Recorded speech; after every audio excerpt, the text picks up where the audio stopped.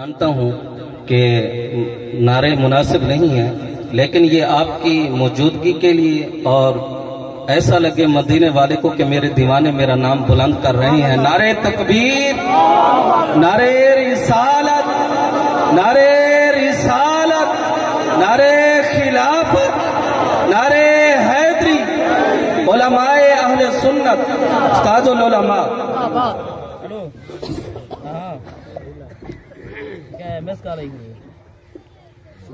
بولے بولے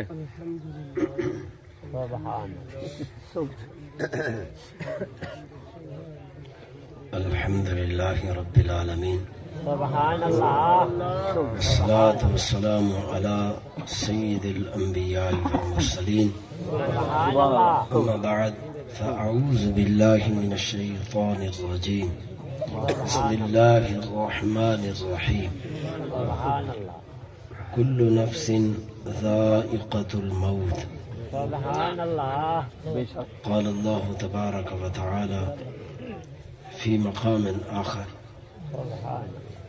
إنما المؤمنون إخوة، سبحان اللہ، قال الله تعالى في شان نبيه مخبرا وآمرا إن الله وملائكته يصلون على النبي يا أيها الذين آمنوا صلوا عليه وسلموا تسليما، اللهم صل على سيدنا ومولانا محمد وعلى آل سيدنا ومولانا محمد وبارك وسلم، الصلاة والسلام عليك يا رسول الله، الصلاة والسلام عليك يا حبيب الله، الصلاة والسلام عليك يا رحمة للعالمين وعلى آلك وأصحابك يا خاتم النبيين۔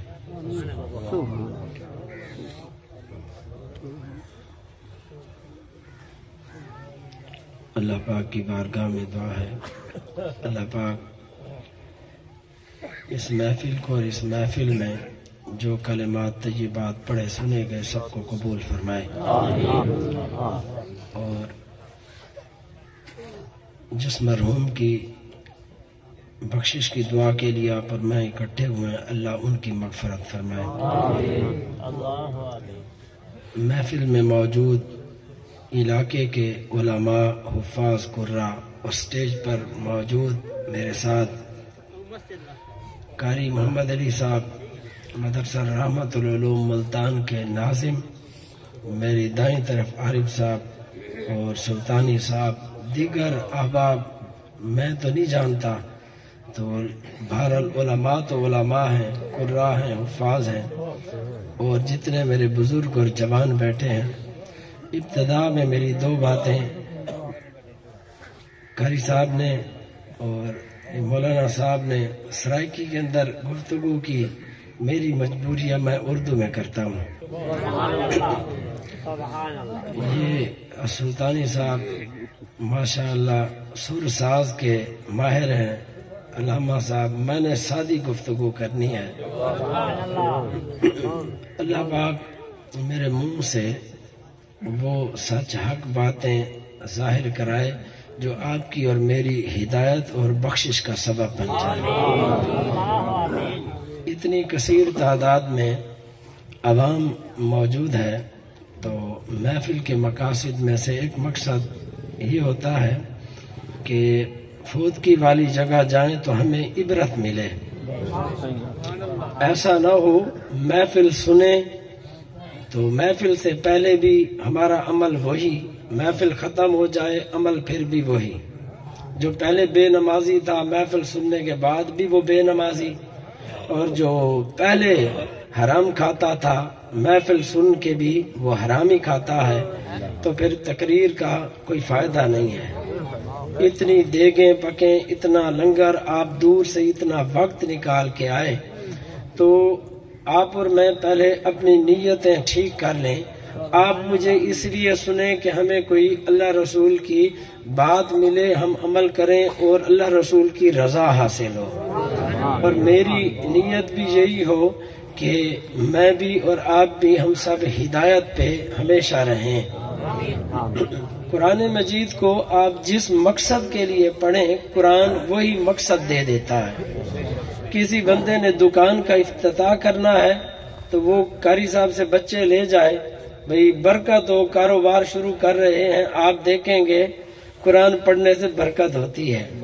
اب کوئی مر گیا تو بخشوانے کے لیے آپ پڑھیں گے تو آپ یقین کریں اللہ تعالیٰ قرآن کی برکت سے بخشش دے دے گا۔ اگر کوئی شخص اس لیے قرآن مجید پڑھتا ہے کہ مجھ پہ کوئی جن بھوت ہیں، کوئی تعویذ ہیں، تو قرآن وہ بھی برکت عطا کرتا ہے۔ لیکن افسوس اس بات کا ہے کہ قرآن ہو یا حدیث ہو، ہم نے ساری زندگی دکان کھولنے کے لیے، کاروبار بچانے کے لیے اور مردے بخشوانے کے لیے پڑھی۔ یہ جس مقصد کے لیے قرآن آیا کہ جو بندے خدا سے جدا ہیں انہیں خدا سے ملا دیا جائے، اس مقصد کے لیے قرآن پڑھنے والے بہت کم ہیں۔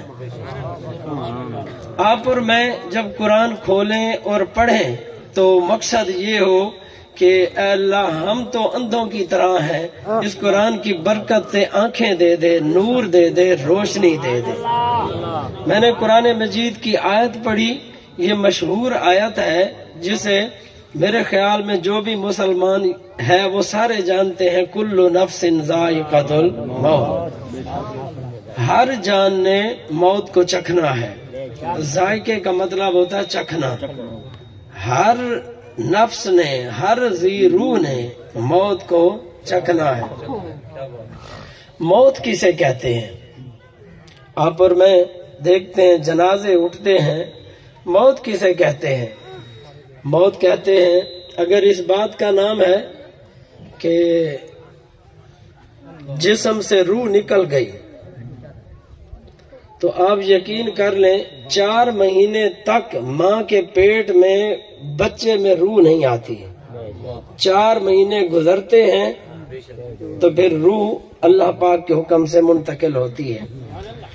تو جسم تو پہلے بھی مردہ تھا، ابھی جسم نہیں بنے تھے، روح عالم ارواح میں پہلے سے موجود تھی، روح پہلے زندہ تھی، جسم پہلے مردہ تھا۔ جب ہم جنازہ اٹھاتے ہیں روح تب بھی زندہ، جسم تب بھی مرا کون ہے؟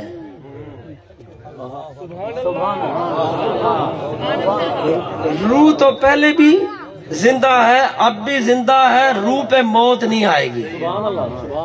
جب سے روح پیدا ہوئی ہے اب روح کبھی نہیں مرے گی۔ اور جسم پہلے بھی، وہ تو روح آئی تو زندہ ہوا، اب روح چلی گئی، جیسے جسم پہلے تھا اب بھی ویسے کا ویسے ہے۔ میرے بزرگوں سوچنے کی بات ہے، پھر موت کس پہ آئی اور موت نام کس چیز کا ہے؟ جب روح جسم میں ہو ہمیں گرمی بھی لگتی ہے، سردی بھی لگتی ہے، تکلیف بھی ہوتی ہے، خوشی غمی کا احساس ہوتا ہے۔ روح چلی جائے خوشی غمی کا احساس بظاہر ختم، اور تکلیف اور دکھ سکھ کا احساس ختم۔ تو پھر موت نام ہے احساس کا، موت نام ہے تعلق کا۔ جسم اور روح کا تعلق رہا تو زندگی، یہ رشتہ ٹوٹا تو پھر کیا کہا؟ موت۔ روح تھی تو احساس تھے، روح چلی گئی بظاہر احساس بھی چلے گئے۔ اب ہم اس موت پہ تو روتے ہیں جس میں روح جسم سے نکل جاتی ہے، دھاڑے مار کے روتے ہیں، جنازے سے لپٹ لپٹ کے روتے ہیں، کوئی بے ہوش ہو جاتے ہیں، برداشت نہیں ہوتا۔ لیکن اس موت پہ کوئی بھی نہیں روتا، روح بھی اندر ہوتی ہے، جسم بھی ہوتا ہے، لیکن احساس مر جاتا ہے۔ احساس مرا ہوتا ہے۔ ایک ہی علاقے میں، ایک ہی گھر میں رہنے والے، ایک تڑپ رہا ہے دوسرا خوش ہو رہا ہے، یہ بھی موت ہے۔ اس موت کا نہ کوئی پرچہ کٹاتا ہے، نہ کوئی رپٹ درج کراتا ہے، نہ مسجد میں اعلان ہوتا ہے کہ لوگوں وہ فلاں جوان مر گیا ہے، اس کا باپ زندہ ہے، ماں زندہ ہے، اس میں احساس ختم ہو گیا ہے۔ میں کل یا پرسوں ایک جگہ صلح کے لیے گیا، میرا شاگرد ہی تھا، ان کا وٹا سٹا ہوا تھا چاچے کے گھر میں، سال ہونے والا ہے، میں رمضان شریف میں ملا تو اس وقت وہ فل غصے میں تھے، بات نہیں سنی۔ اب میں نے کہا یار اب تو اگلا رمضان آنے والا، ابھی بھی غصہ ٹھنڈا نہیں ہوا۔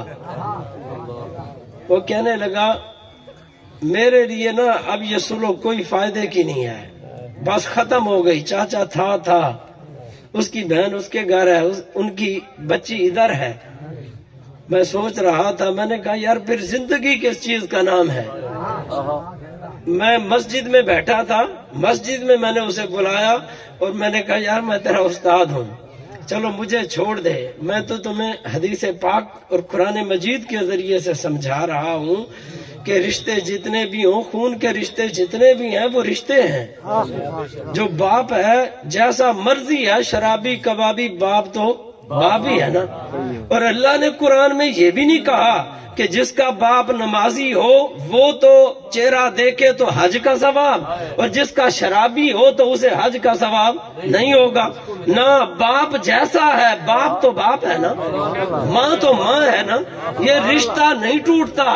حتیٰ کہ قرآن مجید میں آتا ہے سورہ لقمان میں وَصَاحِبْهُمَا فِي الدُّنْيَا، اگرچہ وہ مشرک ہی کیوں نہیں پھر بھی ان سے اچھا سلوک کر دنیا۔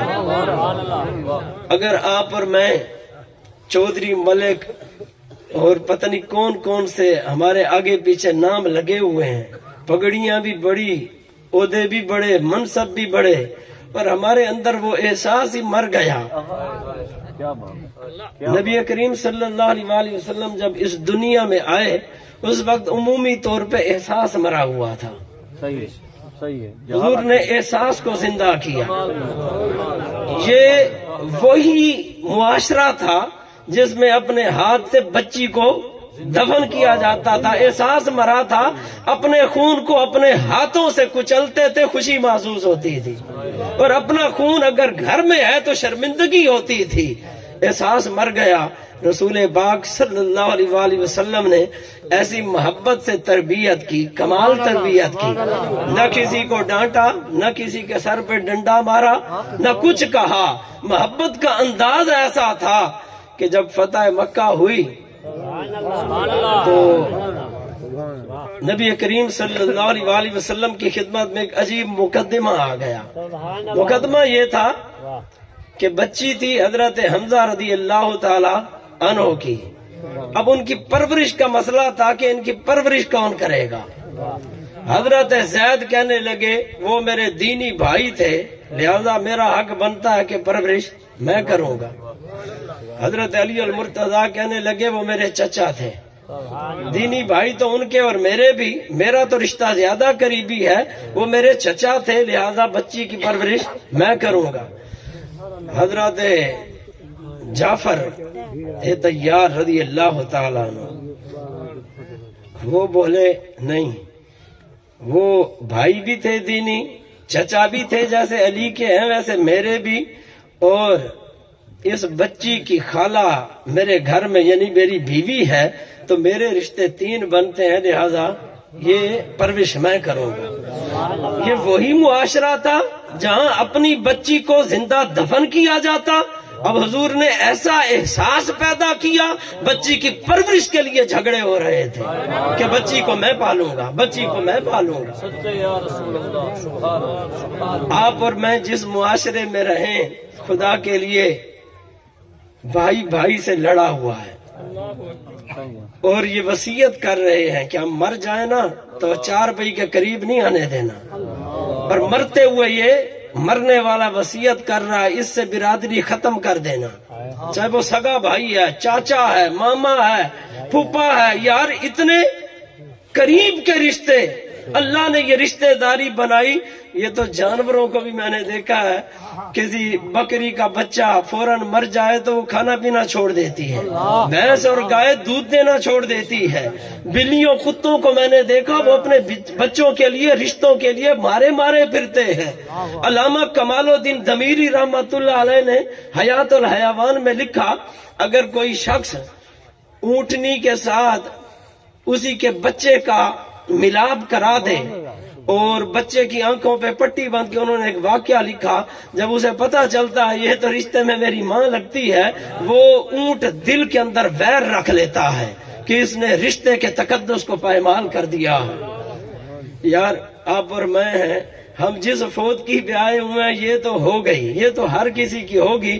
مرنے سے پہلے آپ قاری صاحب پڑھ رہے تھے موتو قبل ان تموتو، مرنے سے پہلے مر گئے۔ یہ موت حضور نے نہیں کہی تھی کہ تمہارے اندر احساس ختم ہو جائے، پھر تو تم سے اور مجھ سے جانور بھی اچھے، ان میں احساس تو باقی ہے۔ ہمارے اندر اپنوں کا احساس ختم ہو گیا۔ ہم رشتے توڑنے والے فخر سے، جس کے پاس 2 مربع زمین آ جائے، 2 پیسے آ جائیں، وہ اپنا جگہ ٹیکس لیتے ہوئے جسے جو چاہے مرضی کہتا رہے۔ کیا رسول اللہ کو تم نے منہ نہیں دکھانا؟ میں نے منہ نہیں دکھانا۔ جب ہم مریں گے تو علماء کہتے ہیں حدیث کی روشنی میں فرشتے قبر میں آ کے پاؤں سے لے کر سر تک سونگتے ہیں، کہیں سے تو کوئی وہ خوشبو آ جائے گی کلمہ کی، محبت کی، لیکن ان سینوں کو جو مرتے ہوئے بھی کہتے ہیں کہ برادری ختم ہے، جب یہ سینے کھولے جائیں گے گند کے سوا تو کچھ بھی نہیں ہوگا۔ اور اپنے بچوں کی پرورش بھی اس انداز سے اپنی نسل کو بڑھا رہے ہیں۔ یہ جانوروں کے بچے ہیں۔ یہ وہ قوم بیٹھی ہے، یہاں کبوتر باز کوئی نہ کوئی تو بیٹھا ہی ہوگا، ڈھیر سارے بیٹھے ہیں، کوئی کتے لڑانے والے بھی بیٹھے ہیں۔ یعنی انسان کو اللہ نے اتنا شعور اور عقل دی، یہ کبوتر کو بھی سکھا سکتا ہے، کتوں کو بھی سکھا سکتا ہے، ریچھوں کو بھی سکھا سکتا ہے، باندروں کو بھی سکھا سکتا ہے۔ اگر نہیں سکھا سکتے تو اولاد کو نہیں سکھا سکتے، نہ خود سیکھ سکتے ہیں۔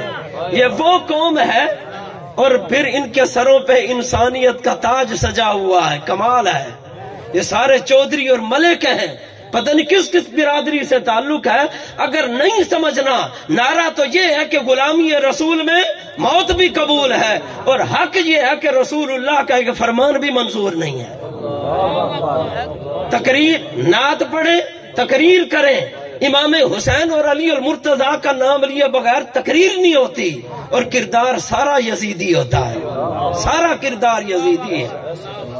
اہل بیت ملانے کے لیے آئے تھے، وہ تو خون کے پیاسوں کو معاف کرنے کے لیے آئے تھے۔ ہم سے تو اپنا بھائی بھی نہیں معاف ہوتا۔ میں نے اس بچے سے کہا یار تمہارا چاچا ہے، چلو تمہارا ملنے کو دل نہیں کرتا، حدیث میں آتا ہے کم از کم شرعی مسئلہ ہے، جب آمنے سامنے ہو جائیں سلام تو کر دیا کرو۔ وہ کہنے لگا صلح ہوگی لیکن یہ شرط نہیں ہوگی۔ میں نے کہا کمال ہے یار، اتنا کوئی پتھر دل ہوتا ہے۔ رسول پاک صلی اللہ علیہ وآلہ وسلم جب فتح مکہ کے وقت مکہ شریف میں داخل ہوئے، بڑے بڑے سردار ڈر رہے تھے، ہم نے انہیں نکالا تھا، آج وہ فاتح بن کے آئے، پتہ نہیں ہمارا کیا بنے گا۔ سرکار کے چچا حمزہ کو قتل کر دیا گیا، شہید کر دیا گیا، کتنے صحابہ چلے گئے، رشتہ داروں کو، خود رسول پاک کو بڑی تکلیفیں دیں، لیکن جب فاتح بن کے آئے آپ نے کہا جو بھائی یوسف علیہ السلام نے کہا تھا میں وہی کہتا ہوں، لا تثریب علیکم اليوم، آج تم پہ کوئی ملامت نہیں ہے۔ آج حضور نے سبھی کو معاف کر دیا ہے، جو تلوار اٹھا کے آئے گا اس سے مقابلہ ہوگا، جو اسلحہ گرا دے گا اسے معاف کر دیا۔ ابو سفیان رضی اللہ تعالی عنہ نے حالات کفر میں ساری زندگی جنگیں ہی کی ہیں، مخالفت ہی کی ہے، لیکن جب حضور فاتح بن کے گئے آپ نے کہا ابو سفیان کو بھی معاف کیا، جو ابو سفیان کے گھر میں گیا اسے بھی پناہ دے دی، اور جسے ابو سفیان پناہ دے دے اسے بھی پناہ دے دی۔ یار اتنا بڑا لیڈر، اتنی بڑی اتھارٹی، خدا کا محبوب، اللہ ان کی چاہت کے مطابق عمل کرے، اتنا جتنا بڑا لیڈر ہوتا ہے تو دل بھی بہت بڑا ہوتا ہے۔ اگر میں بڑا بنوں اور بڑا بننے کے بعد مجھ سے ایک چھوٹے سے جرم کی معافی بھی امید کوئی نہ رکھے تو پھر بڑا نہیں ہے، پھر یہ بہت گھٹیا انسان ہے۔ میں آپ سے گزارش کروں گا، یہ محفل میرے لیے اس لیے بہت ہی اہمیت کی حامل ہے کہ اتنے سارے لوگ، کیونکہ ہمارے شہر میں کلخانیاں ہوتی ہیں چھوٹی چھوٹی، یہ دیہات کی پہلی کلخانی ہے، میں زندگی میں شاید آیا ہوں تو میں دیکھ رہا ہوں، تو میرے لیے تو یہ بہت ہی اہم موقع ہے کہ اس موت سے بچیں۔ اس موت پہ تو سبھی روتے ہیں، لیکن اس موت پہ کوئی نہیں روتا جو ہر روز ہر رات کسی کی ماں تڑپ تڑپ کے راتوں کو اسے نیند نہیں آتی، کسی کے باپ کو نیند نہیں آتی، کسی کا بھائی تڑپ رہا ہے اور بچہ ساری رات آدھی رات بار وہ یاروں کے ساتھ گپے لگا رہا ہے، عیاشیاں کر رہا ہے، اسے نہیں پتا کہ گھر میں نیند نہیں آ رہی۔ میرے اپنے محلے میں ایک دن میری بیوی اور میں ہم کسی کے گھر ملنے گئے تو وہاں میری بیوی کی طرف سے کوئی رشتہ دار تھی، وہ آ گئی تو وہ رو رہی تھی کہ میرے دل کو کچھ ہو رہا ہے، دل کو کچھ ہو رہا ہے۔ مجھے پتا تھا اسے کیا ہو رہا ہے، میں نے پھر بھی دل رکھنے کے لیے کہا آپ ڈاکٹر سے دوائی لے لیں۔ تو اس کا بیٹا بھی اتنی دیر میں آ گیا تو وہ کہنے لگا اب بیمار ہو نہ ہو، جب اسے ڈاکٹر نے منع کیا کہ چائے نہ پیے تو پھر بڑے بڑے کپ اٹھا کے چائے پیتی ہے۔ اس کی ماں کہنے لگی بچے میں چائے نہیں پیتی، وہ کہتا میں صبح خود دیکھتا ہوں چولہے پہ بیٹھے ہوتی ہے، اتنا بڑا پیالہ لیا ہوتا ہے۔ اس نے کہا بچے میں چائے نہیں پیتی، وہ رات کو تمہارا بھائی ایک کپ دودھ دیتا ہے، آدھا رات کو پیتی ہوں آدھا دن کو پی لیتی ہوں۔ پھر وہ کہنے لگا کہ دوسرا تمہیں منع کیا کہ پورے محلے میں نہ گشت کیا کرو، کبھی اس کے گھر میں کبھی اس کے گھر میں، باتیں ایسے کر رہے تھے جیسے نوکروں سے کی جاتی ہیں، یہ ماں باپ ہیں۔ تو وہ کہنے لگی میں کہاں جاتی ہوں، رشتہ داروں کے گھر جاتی ہوں۔ اس نے رو کے کہا کہ ساری رات تنہائی میں رہتی ہوں، نہ کوئی بہو آتی ہے نہ کوئی بیٹا آتا ہے، نہ بیٹی آتی ہے، اگر ان کے بچے آنے لگے تو ان کی مائیں کہتی ہیں تم نے صبح سکول جانا، چلو پوری رات بھی تنہائی میں دن بھی تنہائی کے اندر، دانت کے اندر منہ نہیں کہ کچھ کھا سکوں۔ اللہ کے بندے میں تو تمہیں دیکھنے کو ترستی ہوں، کوئی مل تو جائے۔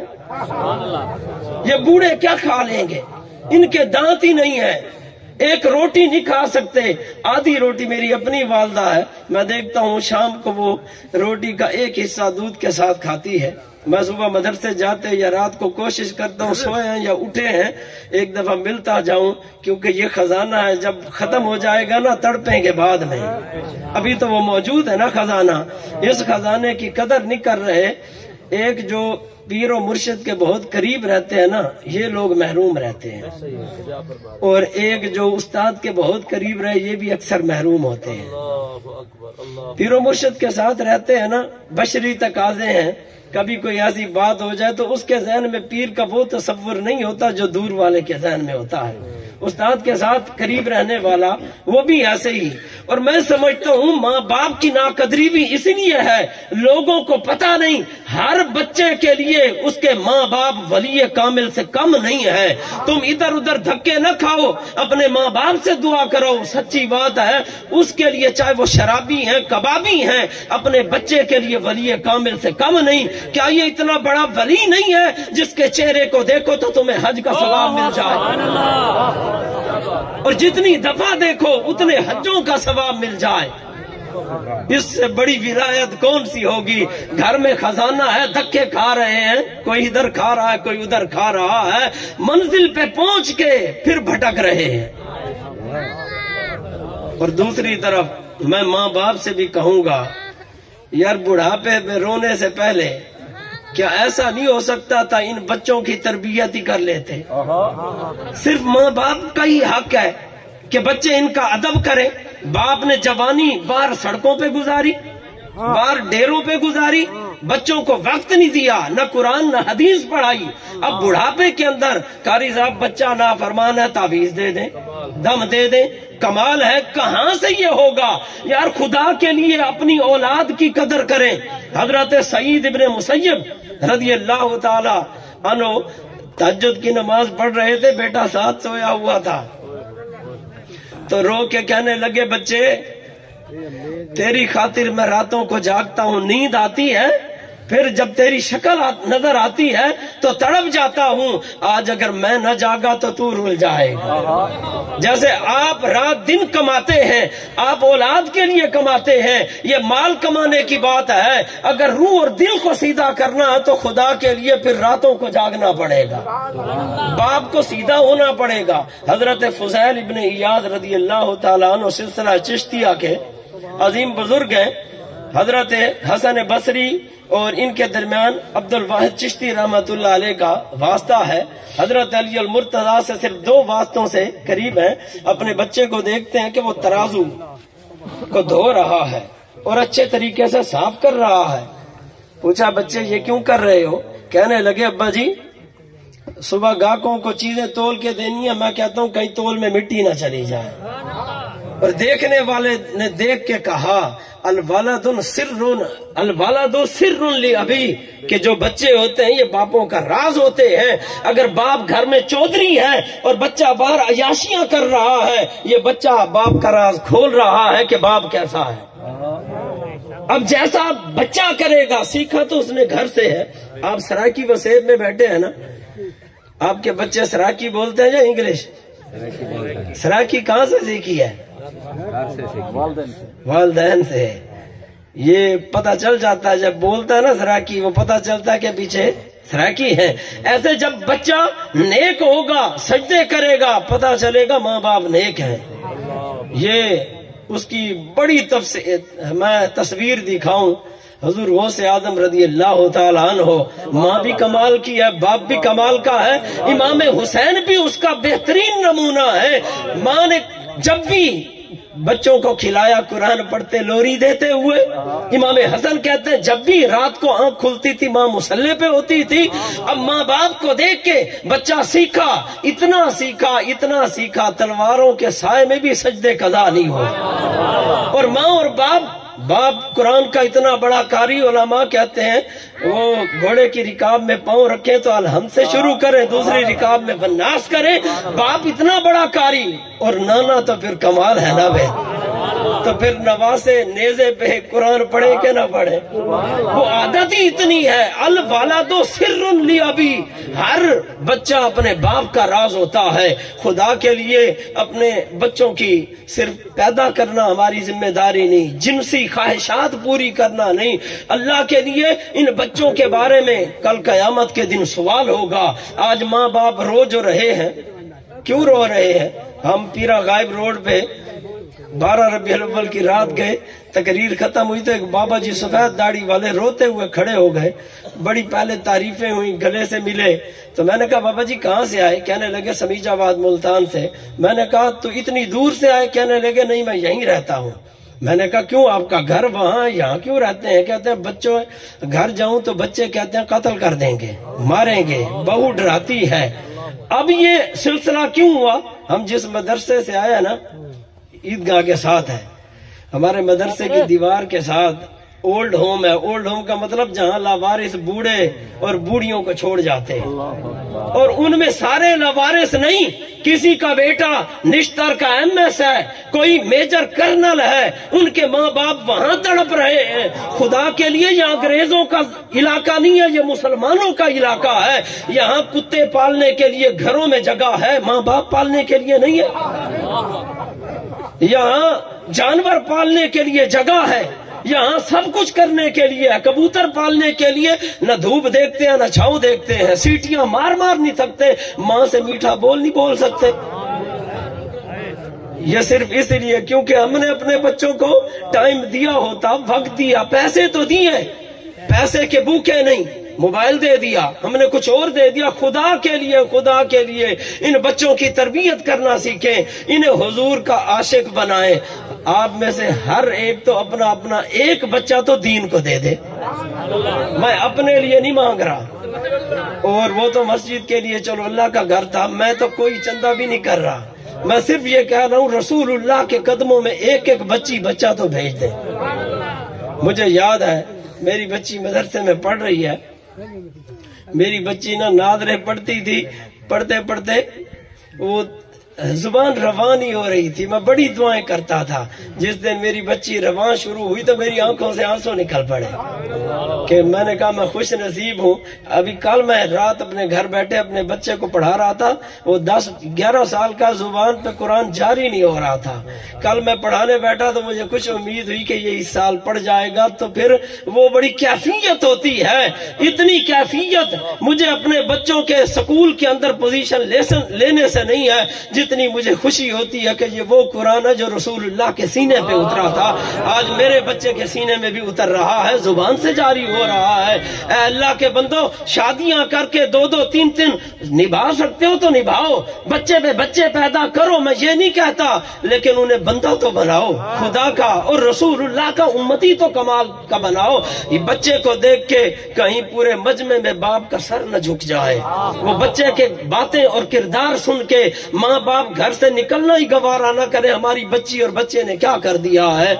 وقت میرا بہت زیادہ ہو گیا ہے، آپ بھی کافی دیر سے بیٹھے ہیں، میں اللہ تعالیٰ سے دعا کرتا ہوں اللہ زندہ دل نصیب فرمائے۔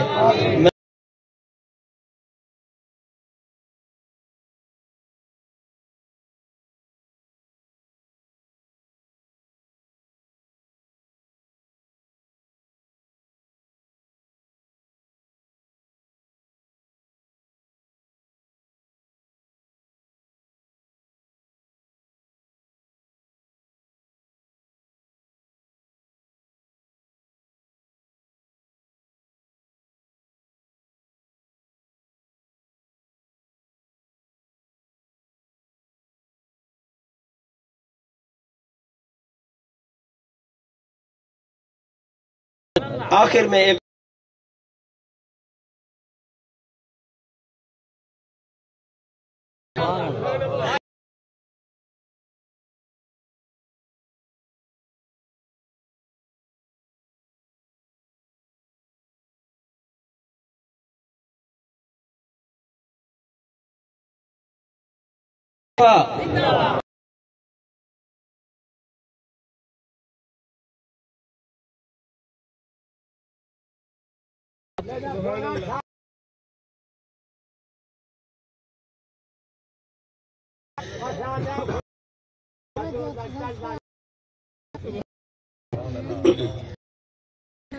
حدیث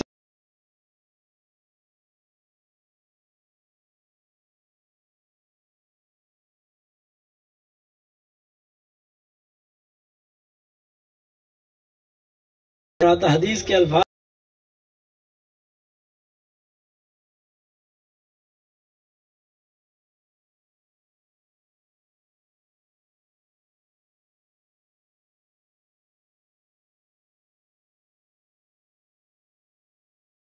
بندوں کو لے گئے، آخری حد یہ کرتے تھے اپنی پگڑی اتار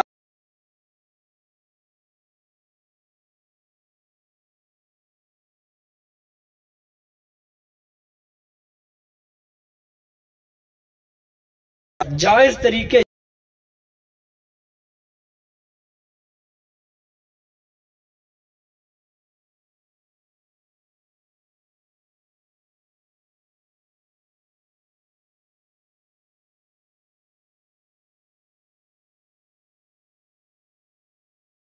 اسے بھی پلے دونوں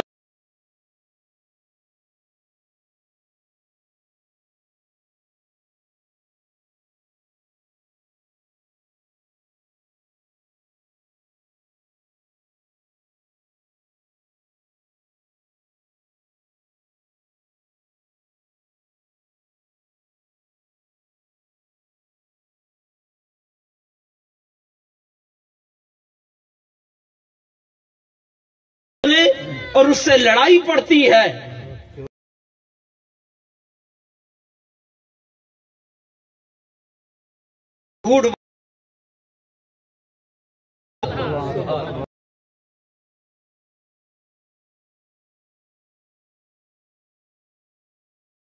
اللہ کی لعنت، یہ بہت بڑا گناہ ہے، اور مسلمانوں کا لڑے رہنا یہ بھی گناہ ہے۔ شریعت کو جھوٹ والا گناہ تو وہ پھر بھی قابل قبول ہے، لیکن مسلمانوں کی جدائی قبول نہیں ہے۔ یہ تو عام رشتہ دار اور عام مسلمان کی لڑائی کا حال ہے، یہاں تو سکے باپ سے بھی نہیں بولتے، سال سال ہو جاتا ہے۔ ہمارے گھر آج میرے رشتہ داروں میں رات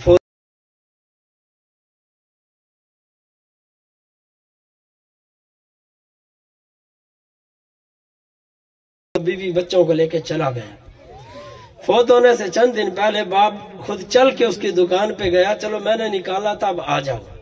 وہ کہنے لگا جب اس وقت نکالا تو اب پھر میں بھی نہیں آتا، اور آج وہ پچھلی رات 10-11 بجے فوت ہو گیا۔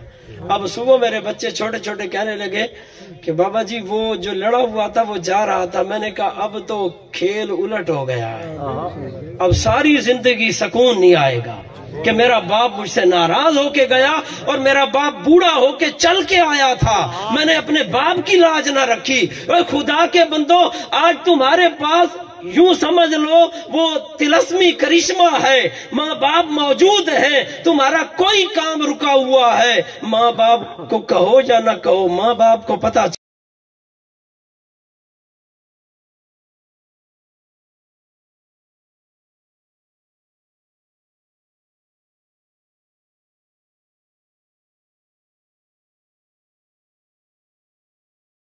2018 کی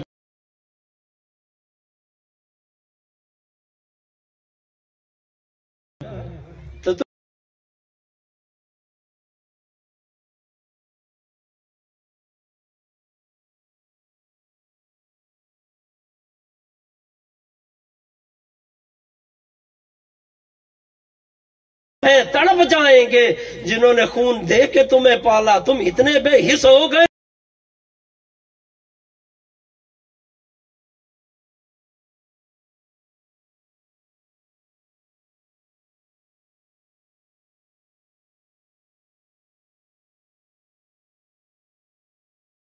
میں سارے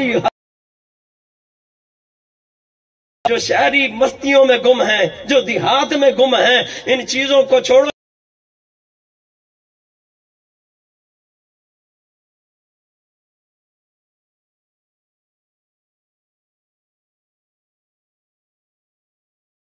اللہ سایہ ہمارے اوپر تا دیر قائم۔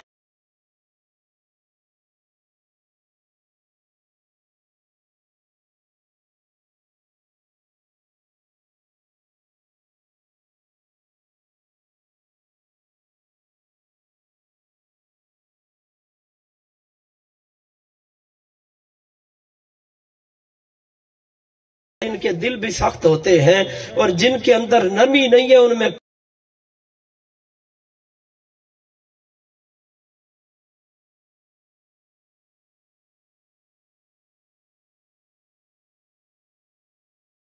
سراغ کر لیں تو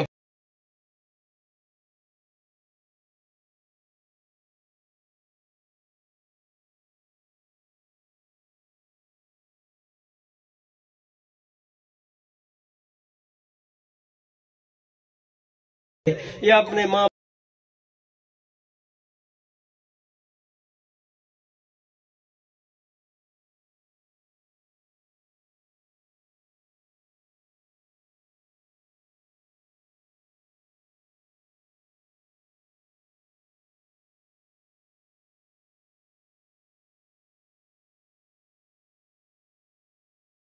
آ رہا ہے، اس کی داڑھی سفید ہے، سفید داڑھی والے کو مجھے اس نے مارا ہے، روڈ کے اوپر مارا ہے۔ لیکن میں نے جب آپ کی یہ تقریر سنی کہ اس سے حضور خوش ہوتے ہیں، میں سیدھا، حالانکہ مارا اس نے تھا، میں جا کے اس کے قدموں میں گر گیا اور میں نے سلو کر لی۔ میری بیوی بھی مجھ سے ناراض، بچے بھی، بے رسوائی بھی ہماری ہوئی، سلو بھی ہم کریں۔ میں نے کہا میں نے نہیں کی، یہ تو میں نے حضور کے فرمان کو بلند کیا ہے۔ یار میں آپ سب سے گزارش کروں گا، کوئی لڑے ہوئے رشتہ دار بیٹھے ہیں، اللہ کے لیے وہ ساری دشمنی چھوڑ دیں، اللہ رسول کی بات کو بلند کریں، اللہ آپ کو بلند کرے گا۔ پتہ نہیں کس لمحے آپ اور میں مر جائیں، سینہ تو صاف ہو، اس سینے کی صفائی ہوگی تو حضور تشریف لے آئیں گے، اس میں محبت آئے گی۔ اللہ پاک اللہ رکھا صاحب کے والد کی بخشش فرمائے، اللہ آپ کی اور میری حاضری قبول فرمائے۔ ان میں کوئی تو دل والا بیٹھا ہوگا جو بخشش کا سبب بن جائے گا۔ اللہ آپ خصوصی دعا کریں، اللہ میری نسل کو، میری بچیوں اور بچوں کو دین کا وافر نافع علم عطا فرمائے۔ میری بچیاں بچے مدرسے پڑھ رہے ہیں، کوئی تو دل سے دعا کر دے کہ اللہ ان کی مشکلیں حل کر کے انہیں کامیاب فرما دے۔ اللہ آپ کی نسلوں کو دین کا نور عطا فرمائے، آپ کے گھروں میں دین کا نور عطا فرمائے۔ وما علیہ الا البلاغ المبین۔